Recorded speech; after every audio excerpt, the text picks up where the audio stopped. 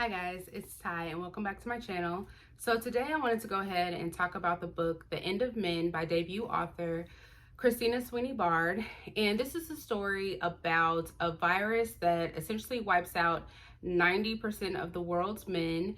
And this story primarily takes place over in the United Kingdom, where the start of the virus takes place before it eventually spreads to the rest of the world. And this story is told primarily between four main perspectives. And those four perspectives are told from Amanda, who is the doctor that is the one that has seen patient 0. And she is the one that is the doctor that reports the virus. And then we have the perspective of Catherine, who is the one that is trying to come up with this huge research report of interviews and documentation of how people are essentially coping with the virus and just documenting everything that's kind of going on around the world. Then we are following this woman by the name of Dawn, who works with the government, and she is working with the government, and they are trying to figure out essentially how to build back the society after the virus has wreaked havoc on the world. And then we are following a woman by the name of Elizabeth, who works with the CDC, and she is sent overseas to help create a vaccine for everybody. So those are the four primary perspectives that we are following. And then throughout this story, we are getting other, random perspectives from different women and men all over the world. And we are just seeing how everybody is affected by this virus and how everybody is dealing with their grief, because everybody is essentially losing, husbands, brothers, fathers, uncles, children to this virus. So that is mainly what this story is about. And our main perspective out of all of that is following the doctor Amanda, who is the one that again reported the virus. And when she originally reports that she has seen the first male that has died from this virus, no one believes her, no one takes her serious. And because of that, no one can get a hold of this virus from the beginning, so it essentially spreads to the rest of the world. And she is the only one that takes it upon herself to try to figure out exactly where this virus took place. So we as a reader learn exactly what happened, where it came from, where it started from, and we get the background of what happened with this virus. So not only are we getting all of those perspectives, this story is also being told from newspaper articles, journal entries, letters. So basically we're getting a lot of the mixed media format, which is something that I'm a fan of when it comes to stories. And I also kind of feel like it's something that makes the story read just a little bit faster. So we're getting all of that in the story. And one of the things that I just really liked that this story did was it kind of just made you think of what would really happen if this world did not have men. And this tackled a lot of those questions.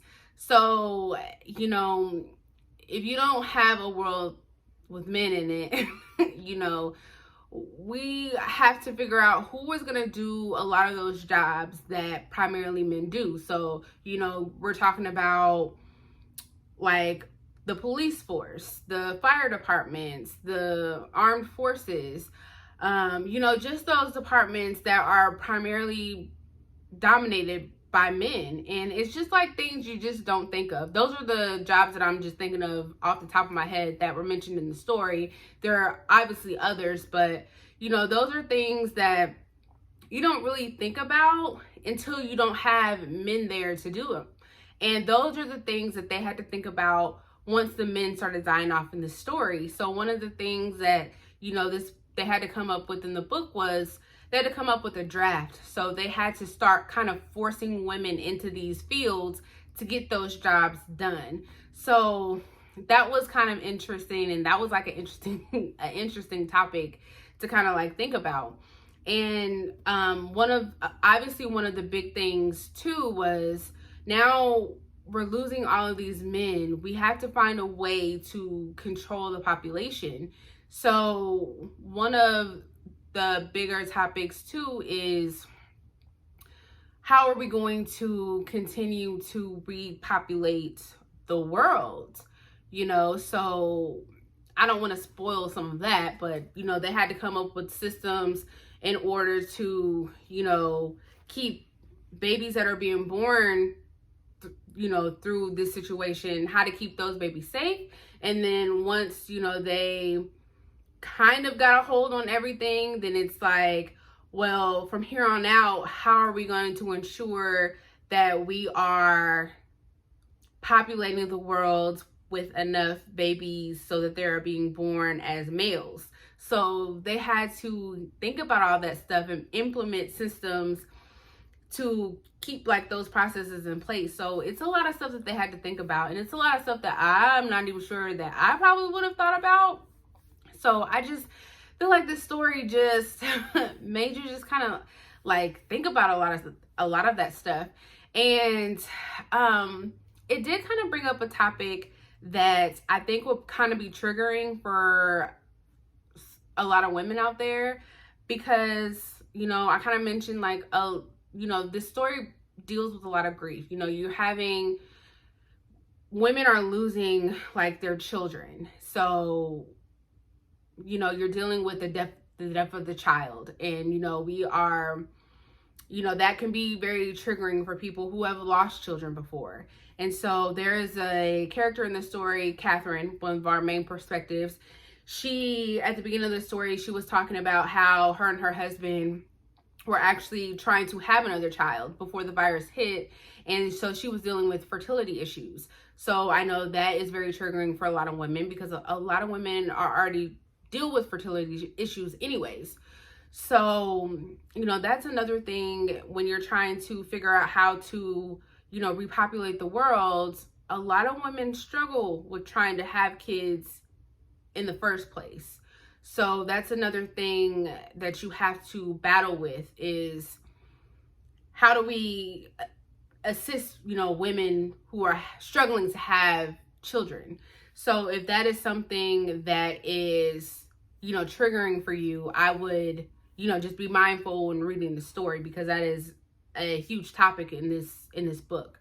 Another huge topic overall in this book is just the virus part of it anyways. You know, they're dealing with the pandemic. This whole world right now is dealing with the pandemic. So, you know, a lot of us have dealt with people who have lost, or you have lost someone to COVID. So this book itself might be very triggering to you.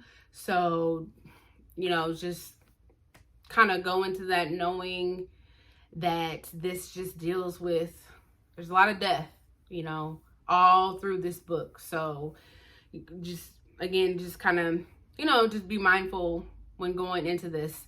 I did rate this a 5 stars. I enjoyed it. I am someone that likes to read stories that deal with viruses. I can appreciate this story because I like seeing it from the very beginning of when the outbreak started.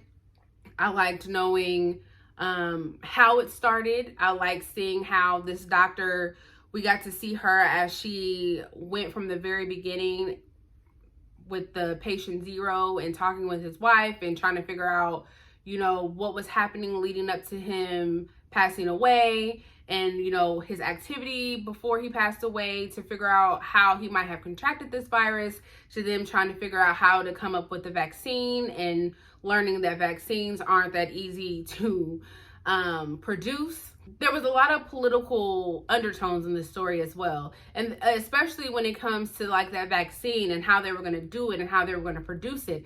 And the person that actually came up with the vaccine, terrible woman, if I do say so myself. And, you know, and everything that went along with that. And it was just crazy. And just seeing like the breakdown of a society, even though again we're totally living that right now, but seeing the breakdown of society and seeing the actual breakdown of society, not just in the States, but seeing it in other parts, actually seeing it in other parts of the world too, and just seeing how, you know, everybody is affected with things differently. That's interesting.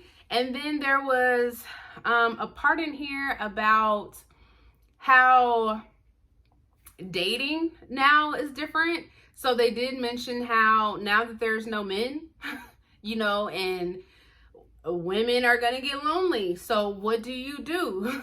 So how do you change a dating app so that women can still find love? And that's talked about. And so then we also had the conversation of the LGBTQ community and how they're affected and how trans people are affected. And it's like stuff like conversations like that, stuff like that I would have never thought about. So all of that stuff is brought in here. And I liked how it was brought up in the story, and it was like organically brought up. It wasn't just like, let me see how many topics I can bring up in the story and see if it sticks. You know, I just feel like this author really took the time to think about everything and not just, you know, I felt like it wasn't just thrown in. It was really thought out. And I can really appreciate that. So I really enjoyed this. I like when I go into a story and I felt like I really had to think about a lot of stuff coming out of it, and I really enjoyed it. I would still recommend it. Like I said, be mindful of how you're feeling about certain things, especially about what's going on in the world today before jumping into this, but I would still recommend. Like I said, I did give this 5 out of 5 stars. I really enjoyed this one. So that is all that I have for you guys today. Please remember to like, share, and subscribe, and I will see you guys next time. Bye.